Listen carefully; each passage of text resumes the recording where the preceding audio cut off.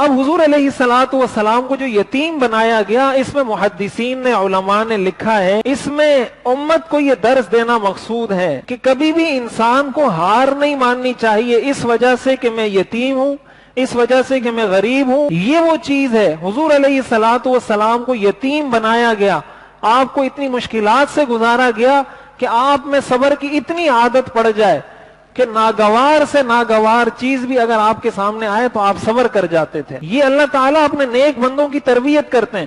اور ایک آدمی اگر لیڈر بننے کی کوشش کرتا ہے، قائد بننے کی کوشش کرتا ہے، کسی کو کوئی مشن لے کر چل رہا ہے، سب سے پہلی چیز جو اس کو سیکھنی چاہیے وہ صبر ہے۔ اس لیے کہ آپ اگر یہ چاہتے ہیں کہ دنیا کے سارے لوگ آپ کے مطابق چلنا شروع ہو جائیں، ایسا کسی پیغمبر کے ساتھ بھی نہیں ہوا۔